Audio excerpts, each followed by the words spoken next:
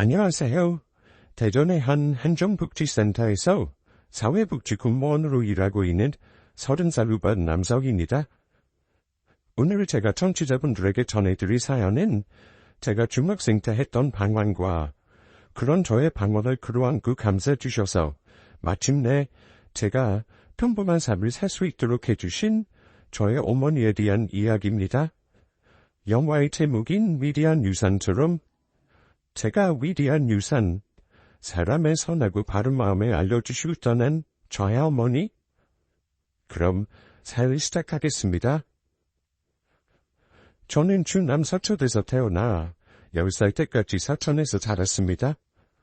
아버지는 사람들이 흔히 말하는 건달 백수 하양이셨죠. 단순히 밖에 나가 술이나 드시고 흥둥가나 드나치셨으면 큰 문제가 안 됐을 겁니다. 아버지는 상습적으로 어머니께 폭력적인 행동을 보이셨습니다. 10살, 겨우 초등학교 2학년이었던 저는 종종 친구들과 시비로 주먹다짐을 한 적이 있었습니다. 나이가 나이였던 만큼 아무리 발길질을 하고 주먹을 휘둘러도 아야 하고 말거나 코피 정도 나는 주먹다짐이 전부였죠. 하지만 저는 폭행이라는 낱말의 의미가 정확히 어떤 의미인지 아버지를 통해 알게 됐습니다. 나이 든 아버지, 성인 남자가 연약한 여자 어머니에게 가하는 폭력적인 모습을 보면서 느낀 아픔과 슬픔, 어떻게 해서라도 아버지를 이기고 어머니를 구할 수 없다는 무기력함은 그때 제 뼈 깊이 각인됐습니다. 만취해 집에 돌아오면 아버지는 눈에 뵈는 것이 없이 행동하셨습니다. 지금은 법이 가나돼 여성폭력이나 가정폭력을 엄벌하는 추세지만 30년 전만 해도 그렇지 않았기 때문에 어머니의 신고나 이웃들의 신고를 받고 출동한 경찰은 좋은 게 좋은 거 아니겠느냐며 얼토당토하는 말을 하며 아버지 죄를 눈감아주거나 파출소로 데려가 그러지 말라 다그치는 정도로 사건을 무마했습니다. 그런 최악의 환경에서도 어머니는 생활비를 버시기 위해 당장 12시간이나 김밥집에 나가 김밥을 마셨고 쌀빔을 하고 주방일을 하셨습니다. 하지만 그때는 지금과 달리 임금이 높지 않았던 시절이라 어머니께서는 혼자 하시는 벌이로 제 학비, 공과금, 생활비 등을 대는 것만으로도 벅차시고 힘들어하셨습니다. 초등학교를 졸업하기 전까지 저는 따돌림을 받았어요. 침울해 보이고 암울해 보이기만 하던 제게 손을 건네는 친구는 단 한 명도 없었습니다.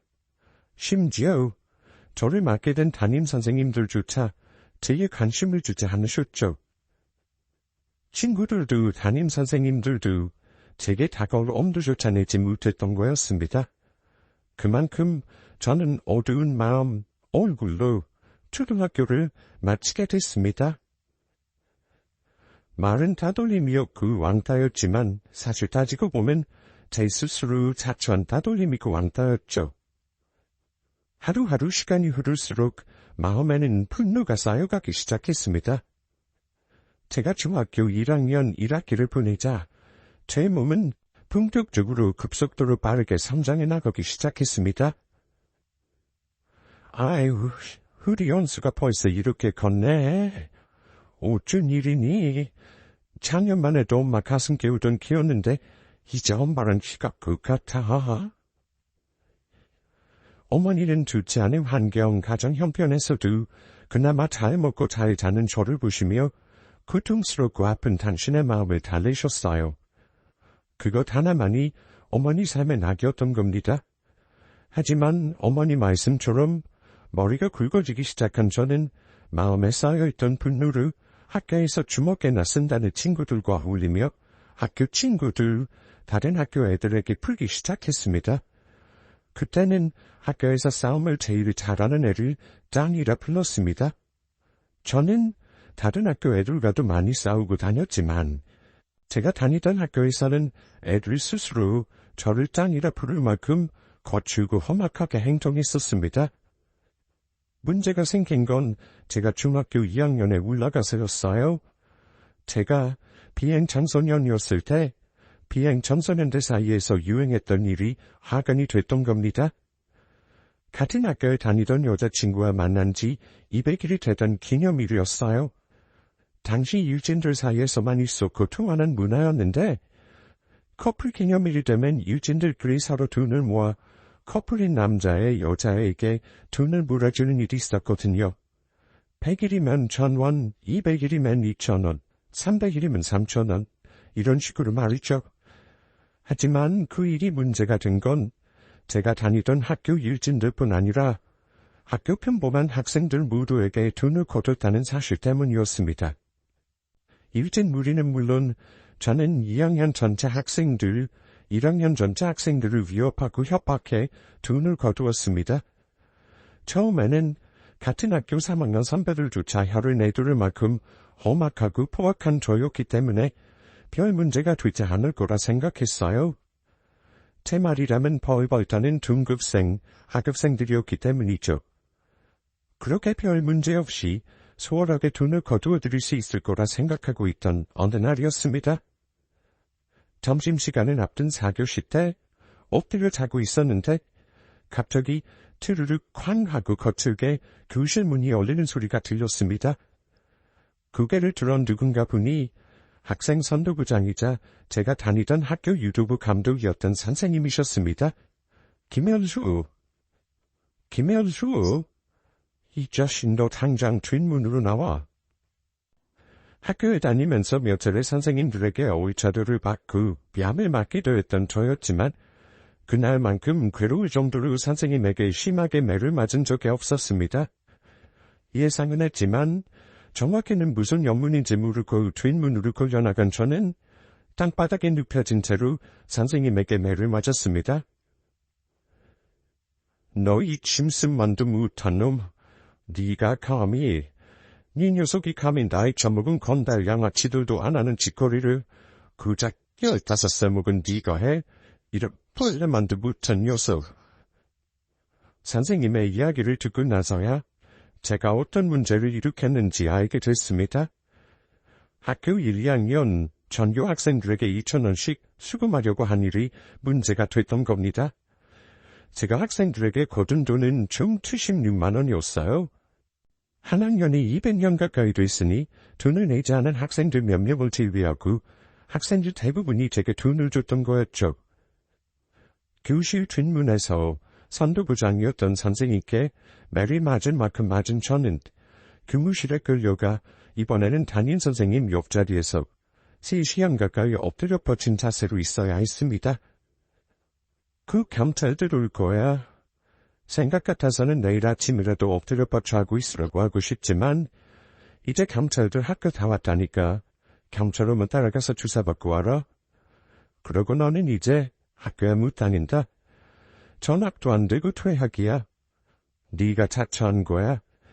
네 죄니까 네가 책임지는 거야. 네가 생각하는 만큼 학교도 사회고 그렇게 후락후락한 곳이 아니야. 아니 그래도 선생님, 뭐라도 설명할 기회를 주시오. 선생님은 제 말을 끊고 이어서 말씀하셨습니다. 기회? 기회라고? 그동안 네가 한 짓을 생각해봐.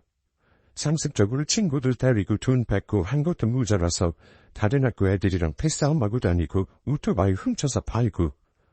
그런 네가 기회를 말할 자격이 있다고 생각하는 거야? 야 김현수, 너희 어머니가 뭐 하시는 분이야? 너는 그 짓거리하고 다니면서도 네 어머니 한번 생각을 안 터냐? 어쨌든 다 끝났다. 넌 학교 다닐 자격 없어. 경찰도 따라가서 주사받은 이유 치고 돈은 똑바로 두고 살아. 네 자신을 위해서도 너를 위해 고생하시는 어머니를 위해서도. 아니요. 그게 아니고 선생 둘 중 하나일 거야. 소년법원에서 추범이 참작돼서 부관절 처분을 받거나 네 죄가 위중한 범죄라고 판단되면 소년은 애수치될 거다. 아마 추범인 게 참작돼 부관절 처분받을 확률이 더 높겠지? 그렇게 되면 근신하고 자숙하고 살도록 해. 넌 이제 더 어디 들어갈 학교도 없어. 시간 날 때마다 틈틈이 공부에 검정고시도 준비하고 담임인 내가 해줄 수 있는 말은 여기까지다. 담임 선생님 말씀대로 경찰 조사를 마친 저는 소년 재판에서 보호관찰 처분을 받게 됐습니다. 그때까지만 해도 보호관찰 처분이 정확히 뭘 의미하는지 몰랐던 저였어요.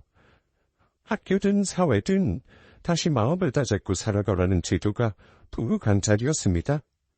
하지만 그때는 알고 싶지도 않았고 또 안다고 해도 정신 차리고 지낼 제가 아니었죠. 어머니는 학교와 소년법원을 번갈아 오고 가시며 뚝뚝 쉴 새 없이 눈물을 흘리셨어요. 산저를 호소하셨던 겁니다. 그 당시 76만 원이면 작은 돈이 아니었거든요.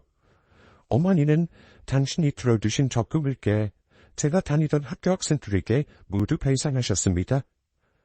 하지만 저는 그런 어머니를 보면서 죄송한 마음이 들기는커녕 대수롭지 않은 일이라 여기고 말았습니다. 아씨, 엄마, 쪽팔려. 그만 좀 울어. 대학 좀 달라고 보호관찰 좀 받으면 좀 어때? 다시 잘 살면 되는 거 아니야? 가정법원에서 나와 제가 한 말을 듣자 어머니는 세차게 제 뺨을 한 대 때리셨습니다. 그리고는 말씀하셨죠. 내가 이러려고 12시간씩 바깥에 나가 일했던 게 아니야.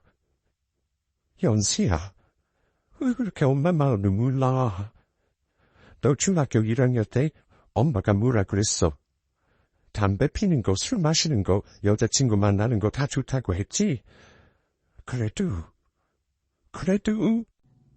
남의 돈 뺏는 거랑 남의 물건 훔치는 것만은 절대 안 된다고 엄마가 몇 번씩이나 말했어.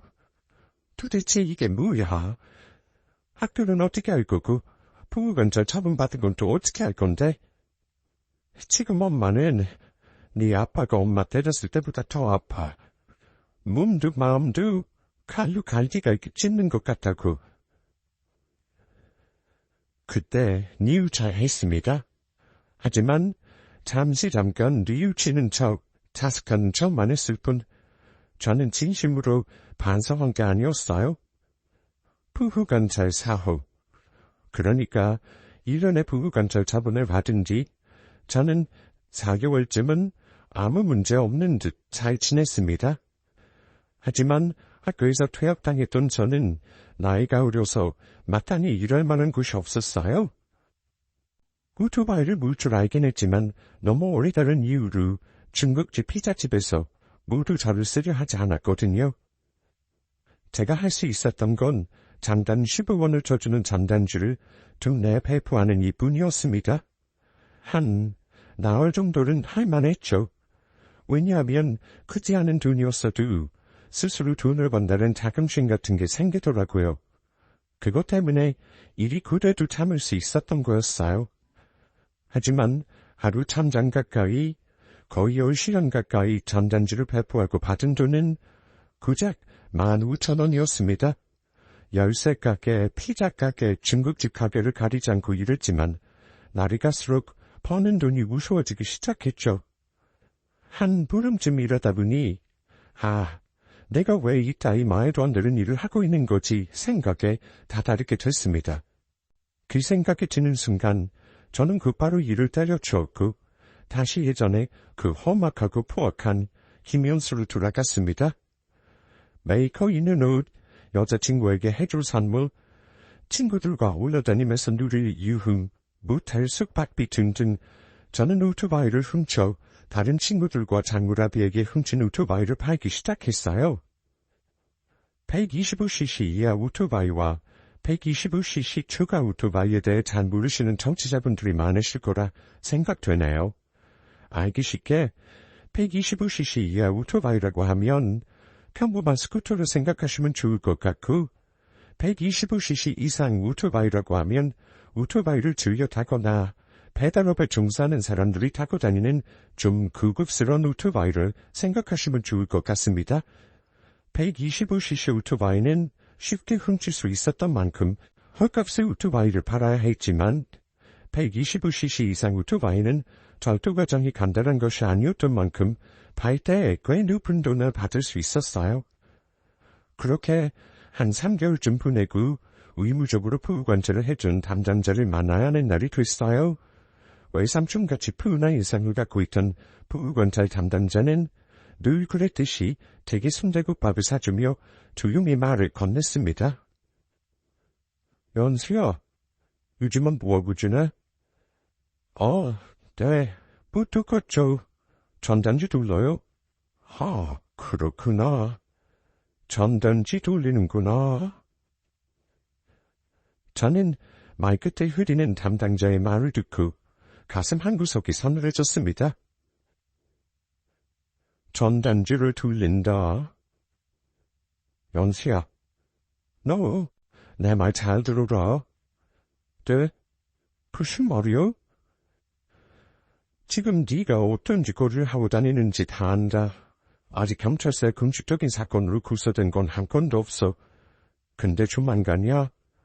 부관찰 담당자인 내가 그 사실을 알고 있을 만큼 경찰들이 너랑 정철수 예의주시하고 있다. 그만하라고 할 때 그만둬라. 너도 잘 알 거야. 이번에는 부관찰이 아니야. 너 이번에 오토바이 조토로 잡히면 수년원으로 송치돼. 네가 결정해. 구생구생 하시면서 자신 몸 아픈 줄도 모르고 하루에 12시간씩 일하시는 어머니를 네가 진심으로 생각한다면 당장 하고 있는 짓거리 그만둬. 당장?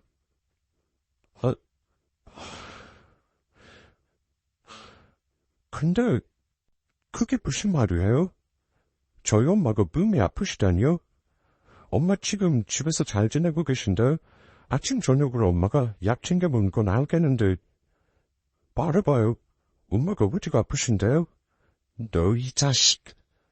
너 정말 구제불능이다.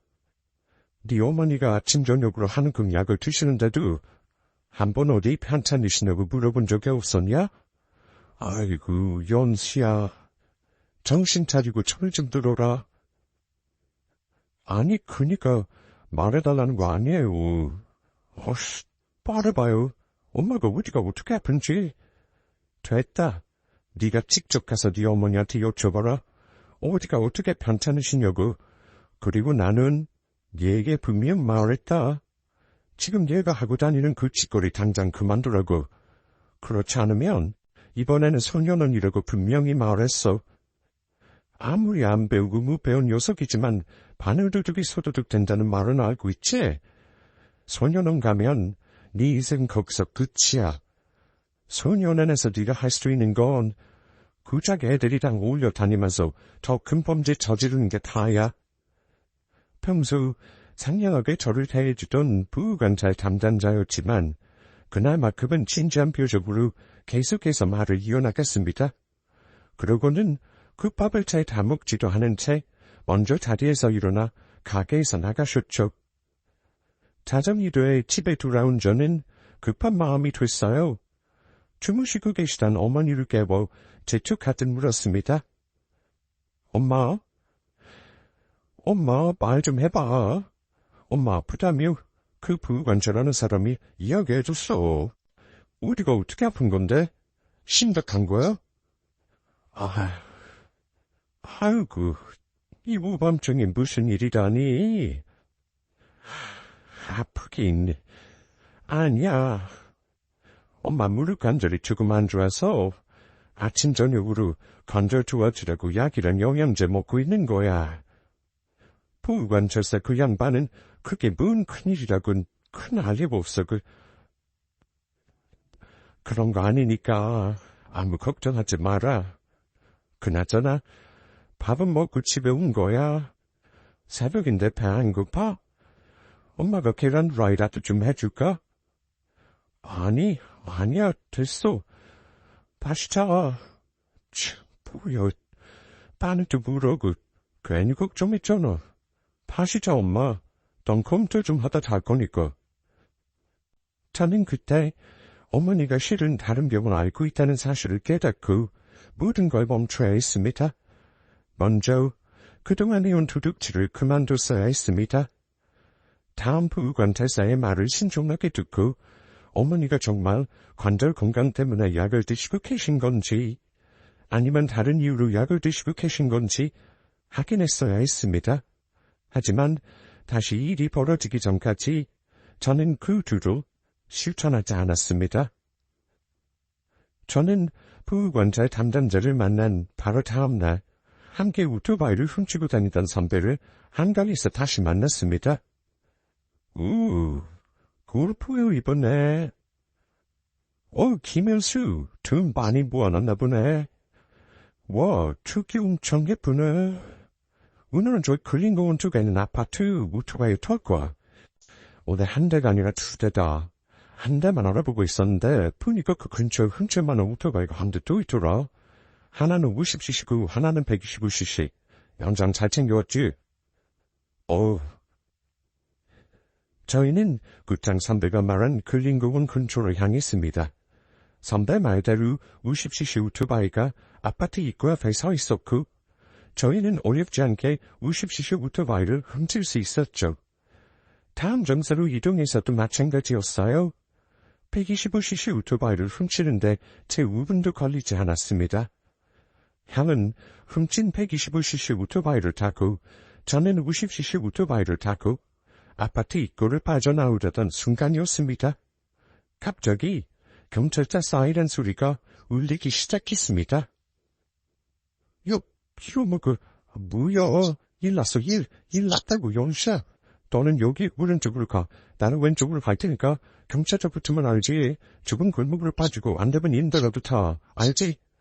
진짜 잡히면 우리 끝장이야, 한 말대로 이 골목 저 골목 인도할 것 없이 두만다녔지만 결국 저는 도망치던 중 도로에서 유턴하려다 중앙선에 있는 가드레일을 밟고 그 자리에 쓰러져 버렸습니다. 크게 다치지는 않았지만 왼쪽 다리를 더 걸어야 했죠. 경찰에게 현행범으로 체포된 저는 구장 근처 파출소를 향하게 됐어요. 파출소에 있는 순경들은 제 신원을 확인했고 경찰서로 바로 저를 인계했습니다. 아유, 이 자식 또 왔어. 아유, 너 그때 주사 받을 때도 뭐라고 했냐? 왜 이렇게 말을 안 들어쳐먹어? 결국 이 꼬라지를 또 만나는구만. 담당 형사의 조사가 시작됐습니다. 최근 한강 근처에서 일어난 오토바이 절도 사건 모두 동일한 범죄 수법이었고 그날 제가 오토바이를 훔쳤던 범죄 수법 역시 똑같은 것이었기 때문에 여러 번 진술을 번복하던 저는 결국 그동안 제가 했던 범행 의도를 자백하게 됐습니다. 구치소로 넘어가기 전 저는 유치장에 갇히게 됐습니다. 유치장에 갇힌 지 2시간쯤 지났을까? 어머니께서 유치장으로 면회 오셨습니다.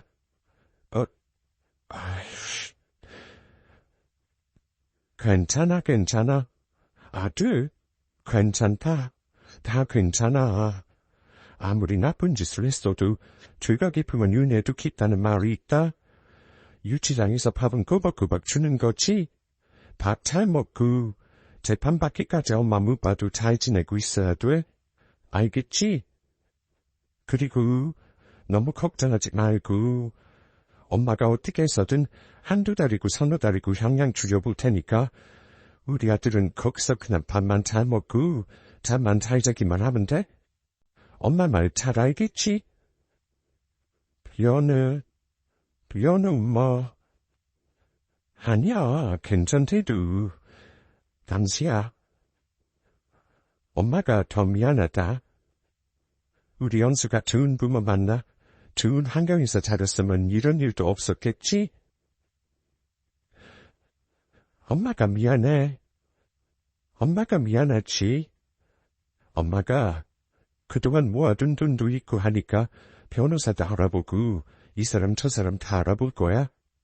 그러니까 넌 아무 걱정 말고 아까 말한 것처럼 주는 밥 꼬박꼬박 잘 챙겨 먹고 잠 잘 자고. 알았어?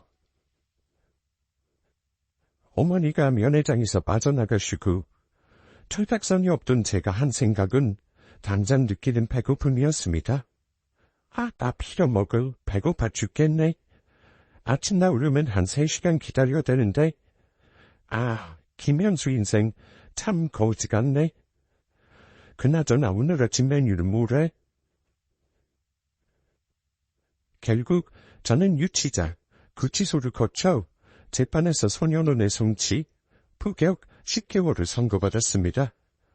저와 함께 절도를 일삼았던 선배는 등종장과 기록이 있어 1년 10개월간 부격하게 됐고요. 그때까지만 해도 저는 새까맣게 모르고 있었습니다.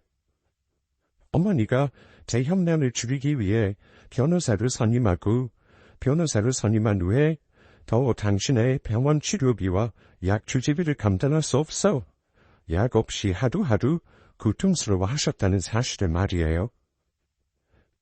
소년원에 들어간 저는 소년원에서 복역하고 있는 애들이 어떤 애들인 줄 잘 알고 있었기 때문에 처음부터 다른 애들에게 악독하게 굴었습니다.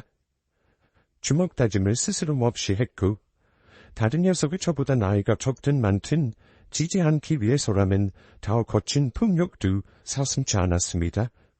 그래야 이 험난한 소년원에서 살아남을 수 있다고 생각한 거였습니다. 하지만 한 달, 2달 지나고 보니 제 생각이 잘못됐다는 걸 알게 됐습니다. 모두가 그런 건 아니었지만 폭력적인 애들 대부분이 말로는 표현할 수 없을 정도로 죄질이 좋지 않은 애들이 대부분이었거든요. 저 역시 절도를 저지른 절도범이었지만 인터넷 사기는 말할 것도 없고 잔인하게 사람을 폭행한 애, 믿을 수 없을 정도로 악독한 범죄를 저질렀던 애, 심지어는 도구로 사람을 다치게 하는 애까지. 저는 그 애들과 곧잘 어울렸었지만 그 사실을 알고 난 뒤에는 어떤 사건도 일으키지 않고 조용히 지내기 시작했습니다. 그렇게 6개월이 흐른 어느 날이었어요. 271번 기별소 나와. 영문도 모른 채 수감돼 있던 방에서 나온 저는 부직 담당자를 따라 나섰습니다. 그 사람에 따라가다 제가 발걸음을 멈춘 곳은 소년원 관리자가 있는 사무실이었죠. 얼떨결에 끌려가다시피 했던 저는 사무실에 들어가자마자 푸근해 보이는 인상의 관리자와 마주쳤습니다. 앉아라. 소년원장은 두만 목소리로 제게 말했습니다. 다리에 앉은 저는 어리둥절해하며 연신 주인 눈치만 보고 있었어요. 그러고는 생각했습니다. 왜 불렀지? 요즘 사고친 거 하나도 없는데. 젠장, 또 뭐가 잘못된 거야? 이렇게 생각하고만 있었습니다. 유감스럽다, 연수야. 오늘 새벽 어머니께서 운명하셨어. 그래서 부른 거다. 오늘부터 4일 특별 외박이야. 나가서 어머니 잘 보내드리고 와. 네? 지금 무슨 말하는 거예요? 어머니 운명 뭐예요? 뭐냐고요? 지금 뭔 말하는 거냐고요? 말한 대로야. 오늘 어머니께서 만성 신부전증으로 서울 은평구에 있는 종합병원 중환자실에서 돌아가셨다. 나라서 잘 보내드리고 사고 치지 말고 복귀하도록 해.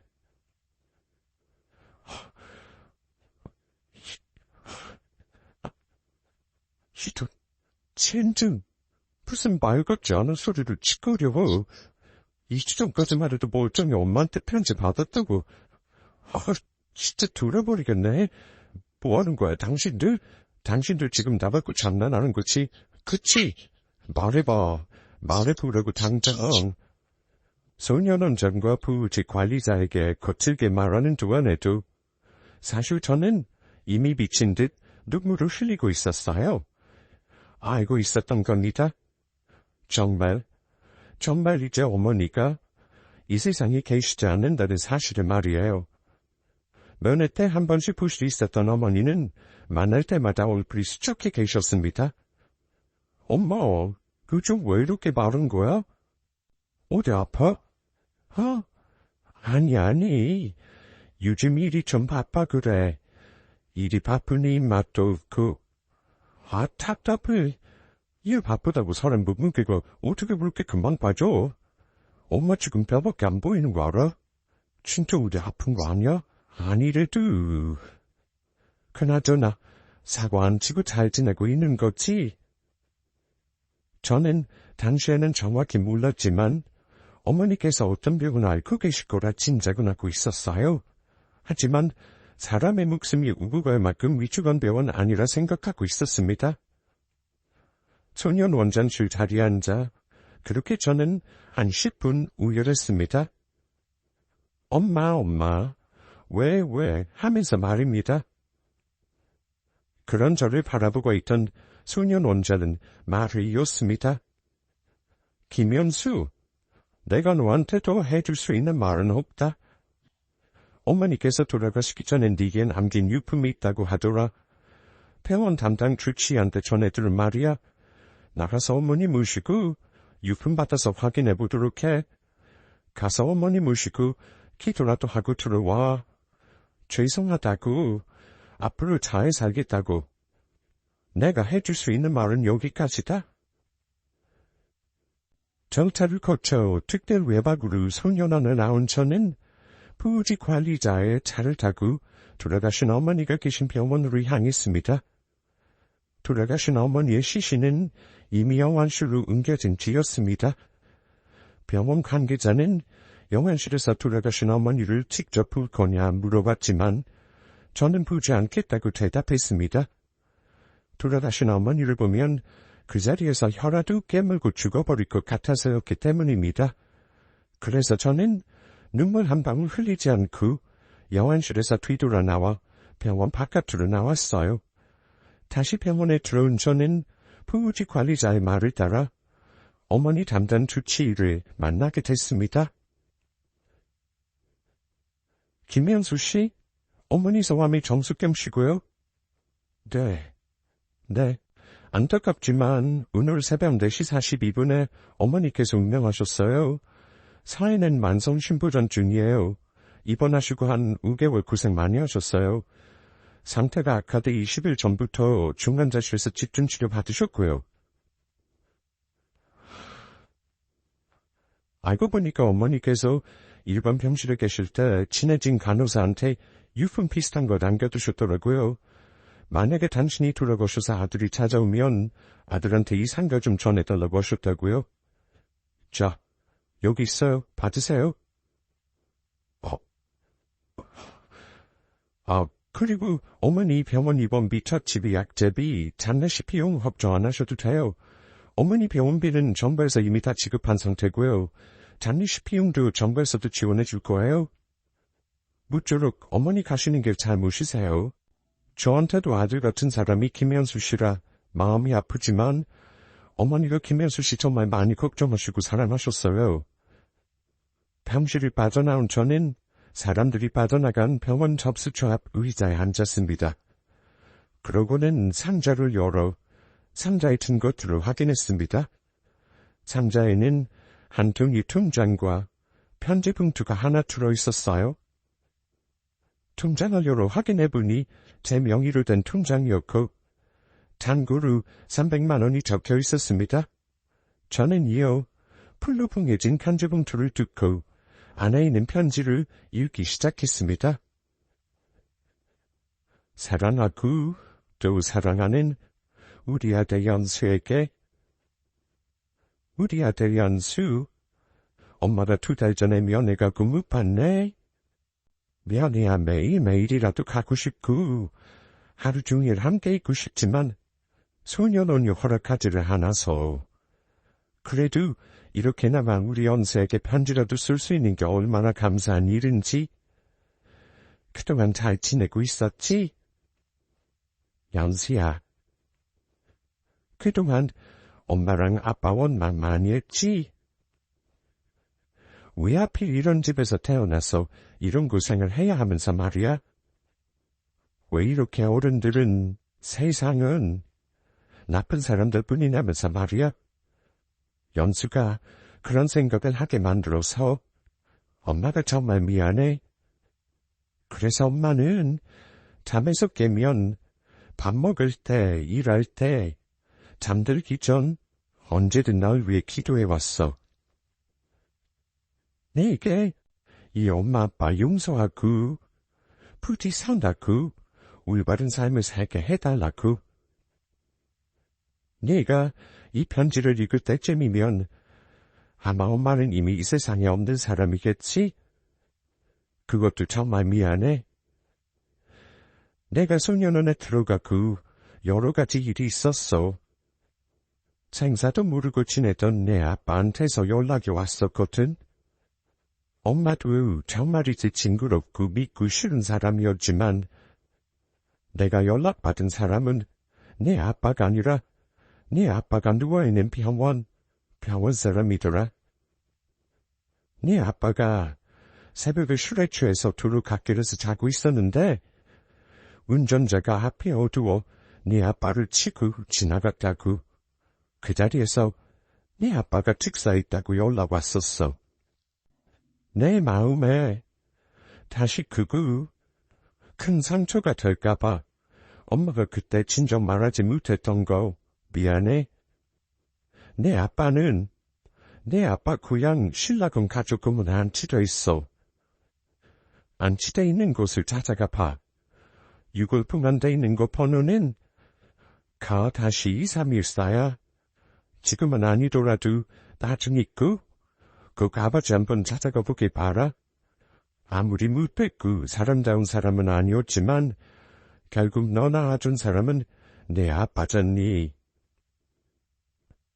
그리고 마지막으로 그동안 엄마가 알아온 병, 너한테 솔직하게 말하지 못했던 것도 너무너무 미안해. 엄마가 알고 있던 병은 감기약을 먹으면 다음날 나는 감기 같은 게 아니었거든. 병원 치료비, 약 주제비 등등 많은 돈이 들어가야 그나마 사람 구실하면서 살 수 있는 병으로 알고 있었던 건데 엄마는 도저히 너한테 엄마가 앓고 있는 병을 이야기할 수 없었어. 내 아빠가 차에 치여 돌아간 것처럼 엄마 병을 너한테 말하게 되면 내가 더 크게 억울할 것 같았기 때문이야. 내가 소년원에 들어가고 나서 엄마 병세가 조금씩 더 안 좋아지기 시작했어. 한 달 약을 안 먹었거든. 하지만 이 편지를 읽는다고 연수 내 자신 탓을 해서는 절대 안 돼. 딱 그때가 마침 엄마 병이 더 안 좋아질 수밖에 없는 시기였으니까. 그리고 불행이었을까 다행이었을까. 죽은 내 아빠 사망 신고하고 보니 정부에서 엄마 병원비를 지원해주기 시작했지 뭐야. 엄마는 그 사실을 알게 되고 참 많이 울었어.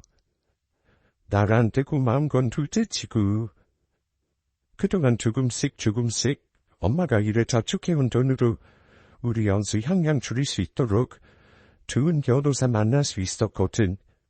또 오토바이 문제 배상 다 할 수 있었고.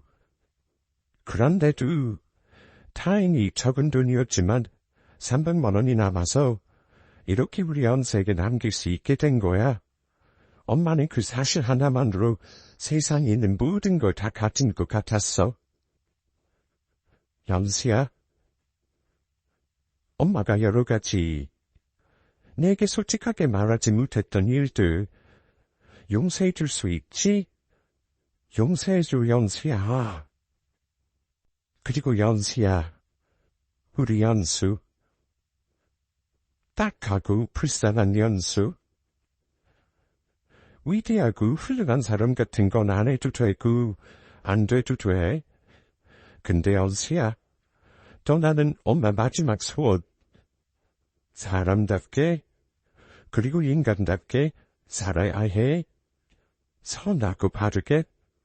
그리고 어려운 사람을 보면 두면서 함께 어울리고 나누고 웃고 울고 슬프고 힘든 시간이 오더라도 다시 마음 다잡고 연수삼 끝까지 씩씩하게 걸어나가야 해. 엄마 마지막 소원이 뭔지 알겠지? 아들, 사랑하는 우리 아들, 김연수, 연수. 사랑하는 연수야, 잘 지내다 와야 돼. 알겠지? 우리 다시 만나면 그때 엄마가 우리 연수 수고했다고 정말 너무 고맙다고 말할 수 있도록 건강히 그리고 착하게 살아야 해. 알았지? 사랑이 연수야. 우리 아들 연수. 사랑하는 우리 아들 연수에게 엄마가 편지를 읽고 상자에 편지를 넣어 남자 화장실로 향했습니다. 그리고 변기칸에 앉아 문을 걸어 잠그고 울기 시작했습니다. 제 남은 인생 동안 흘릴 수 있는 눈물을 저는 그때 다 흘렸습니다. 울고 또 울었습니다. 콧물이 입술에 범벅이 되도록 입고 있던 티셔츠가 눈물 범벅이 되도록 울었습니다. 엄마, 조용히 되내다. 저는 엄마하고 소리를 내질렀습니다. 그러나 엄마, 사랑하는 저의 어머니는 제가 따뜻하게 손 한 번 주지 못했던 어머니는 이제 이 세상에 계신 분이 아니었습니다. 장례와 장지, 어머니 유골 봉환을 마치고 저는 바로 소년원으로 복귀했습니다. 복귀에 돌아온 하루를 다시 눈물로 보내며 다짐하고 또 다짐했습니다. 제가 살아 숨쉬고 있는 이유는 단지 제 자신이 시퍼렇게 두 눈 뜨고 살아 숨쉬고 있기 때문이 아니라 생각하게 됐습니다. 삶의 목적이 생긴 거예요. 저희 어머니가 제게 남겨두신 말씀, 선하고 바른 삶, 어려운 사람을 위해 봉사하는 삶을 살기 위해 앞으로 살아 숨쉬는 거라 생각하고 다짐했습니다. 부격을 4개월 남기고 저는 소년원 일과 이외 시간에 미친 듯 검정고시 시험을 준비하기 시작했어요. 안타깝게도 마음이 급했던지라 첫 시험에서 좋지 못한 점수를 받아 합격에 실패했지만 부격을 마치고 나와 3개월 더 열심히 공부해 단단히 중학교 졸업장과 이후 6개월 더 공부해 고등학교 졸업장까지 받을 수 있었습니다. 검정고시에 합격해 대학을 진학할 수 있게 된 저는 배달 일을 하며 학비가 쌓인 사이버대학교에 등록해 공부를 시작했습니다. 다 옳고 좋은 방법으로 최선을 다해 어려운 사람을 도울 수 있도록 저는 한 사이버대학 사회복지학과에 진학해 4년을 공부하고 마침내 졸업장을 받을 수 있었습니다. 쉬는 날 이외에 빠짐없이 배달 일을 했기 때문이었을까요? 대학 4년을 마치고 보니 통장에 충분하면 충분하다고 많으면 많다고 할 수 있는 돈이 모여 있었습니다. 대학 학비가 비싸지 않았고 또 어머니의 말씀대로 늘 근검다락하기 위해 노력했기 때문이었죠. 이미 사이버 대학교에서 사회복지 관련 과목을 모두 이수한 저였기 때문에 저는 대학을 졸업하자마자 사회복지 공무원 시험에 응시할 수 있었어요. 하지만 저는 소년원 부격 이력이 있었기 때문에 공부를 시작하기 전 사이버대학교 교수님을 먼저 직접 찾아가 제 소년원 부격 이력이 공무원 의무의 교육 사유가 되는지부터 확인했습니다. 아니지. 소년원 부격이랑 소년이었을 때 받은 처분 같은 건 공무원 임용 결격 사유가 안 돼. 그 뒤로 형 받은 거 없으면 되는 거야. 교수님으로부터 이야기를 전해 들은 저는 이후 1년 동안 시험 공부에만 매진했고 당시 30대 1에 가까운 임용에서 당당히 경쟁을 뚫고 사회복지 공무원이 될 수 있었습니다. 대전에 있는 한 주민행정복지센터에 발령을 받은 저는 2년 정도 대부분 사무행정 업무만을 맡아 일하게 됐죠. 사무행정 업무만을 수행했지만 불만 같은 건 없었어요. 왜냐하면 일하는 시간 이외의 시간을 이용해서 질병으로 고통받고 있는 분들, 연루하신 어르신들, 노숙자 등등 사회적 약자라 불리는 분들을 틈틈이 만나뵈 이야기도 나누고 정부가 지원할 수 있는 여러 복지 정책을 통해 그분들을 도와드릴 수 있었기 때문이었죠.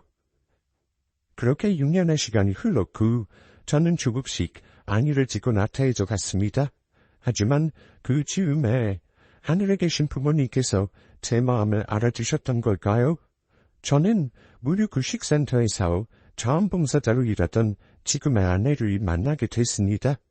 더없이 아름답고 지혜롭고 선한 아내를 말이에요. 부모님께서 제게 보내주신 선물 축복이라 생각하며 다시 힘을 내 일하기 시작했고, 아내와의 사랑, 그 결식 끝에 개구쟁이 아들 민우를 만나게 됐답니다.